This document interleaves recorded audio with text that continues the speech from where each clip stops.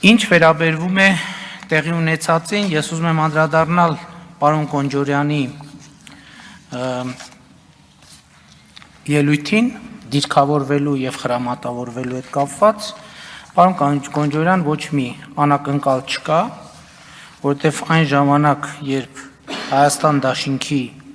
ղեկավարը հայտարարում էր, որ իրենք խորհրդանում մանդատները վերցնելու են, հայտարարել է բառացիորեն հետեւյալը. Արդարացնելու համար իրենց խորհրդարան գալը, մեջբերում եմ, նա ասում է, Սեյրան Օհանյանը մի այսպիսի հետաքրքիր օրինակ բերեց, մարտական գործողությունների ժամանակ, երբ խնդիրը չի լուծվում, բայց դու վերցնում ես խրամատներ, այդ խրամատները ոչ թե պետք է պահես, այլ ամրացնես հետագա գրոհի համար, բայց ես կարծում եմ, որ այն մարդիկ, ովքեր գրոհի մտադրություններ ունեն, բանախոսներից մեկի այլաբանությամբ, երբ որ ստանում են քաղաքական հակահարվածներ, պիտի հասկանան, որ գրոհի երազանքը իրենց մտքերից պետք է դուրս բերեն եւ սա կարծում եմ այլևս բոլորի համար տեսանելի եւ հստակ իրողություն է։ Ընդհանուր առմամբ այստեղ փորձ արվեց վիճարկել, թե ընտրությունների արդյունքներով արդյոք ներքաղաքական ճգնաժամը հաղթահարվել է, թե չի հաղթահարվել։ Այո, ընտրությունների արդյունքներով ներքաղաքական ճգնաժամը հաղթահարվել է, եւ ես ուզում եմ ասել, որ մենք մեծ հաշվով ներքին մարտահրավեր չենք էլ ունեցել։ Այո, մենք դա ասել ենք ներքաղաքական ճգնաժամ, բայց մենք ներքին խնդիր չենք ունեցել ու այսօր էլ չունենք եւ չենք էլ ունենալու։ Եվ այն մարդիկ, ովքեր վիճարկում են ներքաղաքական ճգնաժամը հաղթահարված է թե ոչ, նրանք արտաքին ճգնաժամերի հույս ունեն, որի ֆոնին, ինչպես ճիշտ նկատվեց, փորձեն ներքաղաքական գրոհներ կազմակերպել, այնպիսի գրոհ, ինչպիսին փորձ են արել կազմակերպել նոյեմբերի 9-ին, 10-ին։ Եվ ես ուզում եմ բոլորիս ուշադրությունը հրավիրել, որ արդեն երկրորդ անգամ մենք տեսնում ենք, երրորդ անգամ, մի անգամ հիշում եք մեկը կար, ասում էր, որ ես լինեի Ալիևի տեղը կհարձակվեի, հետո ոչ բարով բախտի բերմամբ մեր խորհրդանում, մեր ցուցակով խորհրդանում հայտնված մեկը դրոշակ էր բարձրացնում, ի ցույց դնելով, թե որտեղից կարող է գործի ադրբեջանական զինուժը, հետո էլի ոչ բարով, որպես էլի իմ քայլը ցուցակով խորհրդանում հայտնված մեկը ուրիշ տեղից էր դրոշ ցույց տալիս, թե էլ որտեղ Հայաստանը խոցելի տեղեր ունի։ Եվ ես կարծում եմ, որ մենք սա պետք է շատ հստակ արձանագրենք, եթե ռազմական այս տերմինաբանությամբ են ոմանք հարաբերվում, ուրեմն մենք պետք է, եթե իրանց համար սա խրամատ է, եթե իրենց համար խրամատավորվել են, ուրեմն մենք պետք է արձանագրենք, որ մեր թիկունքում դիվերսիոն առաջապահ խմբակներ են գործում եւ անհրաժեշտության դեպքում, այո, պետք է ըստ այդմ այդ գործողությունները կասեցվի։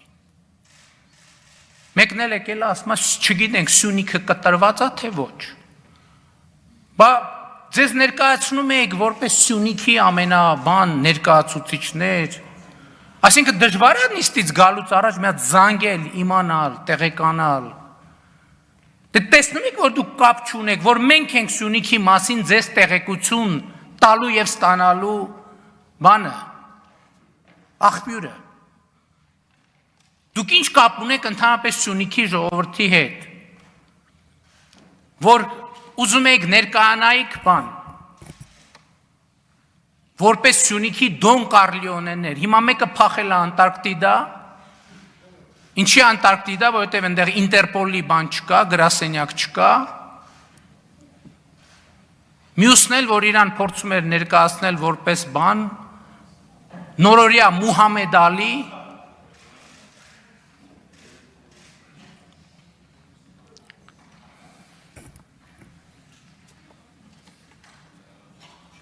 ես սպասում եմ, որ այսօր Նագոնի ազգային ժողով կգա Վաշակիսկա կուպիլա բիվիսկաս գրությամբ շապիկով։ Հարգելի գործընկերներ, փորձ է արվում ներկայացնել, թե Հայաստանի կառավարությունը ժողովրդի թիկունքում որևէ բան է արել։ Ես ուզում եմ այս հարցը մեկ ընդմիշտ փակել եւ ձեր ուշադրությանը հրավիրել հետեւյալը։ Դեկտեմբերի 19-ին ես ուղերձով եմ հանդես եկել եւ խոսել եմ Գորիս Կապան հատվածում խնդիրների մասին, ասել եմ, որ այդտեղ մենք խնդիր ունենք եւ ըստ էության ասել եմ հետագայում, որ մենք այո քաղաքական որոշում ենք կայացրել եւ ես ամբողջությամբ այդ որոշման պատասխանատվությունը կրում եմ եւ ես ասել եմ, որ մեջբերում եմ դեկտեմբերի 19-ի իմ ուղերձից։ Այսօր արդեն Ռուսաստանի սահմանապահ զորքեր եւ այլ ուժեր լիարժեք ներկայացված են Սյունիքում, խոսքը Գորիս Որոտան Շուռնուղ հատվածի մասին է, եւ սա անվտանգային առումով բոլորովին նոր իրավիճակ է։ Իհարկե այս ամենի արդյունքում կարող են ծագել տրանսպորտային լոգիստիկ բարդություններ, մեր որոշ ճանապարհների անխափան գործունեությունը կարող է դժվարանալ, բայց դրանք լուծելի են եւ դրանց ուղղությամբ մենք ջանքեր ենք գործադրում, այդ թվում եռակողմ փաստաթուղթ ունենալու միջոցով։ Սա ես եթերում եմ հայտարարել։ Հիմա հարց դուք կհարցրեք, մենք արդյունքում ունեցանք եռակողմ փաստաթուղթ, ոչ, չունեցանք եռակողմ փաստաթուղթ։ Փոխարենը Պաշտպանության նախարարությունը դեկտեմբերի 19-ին 2020 թվականի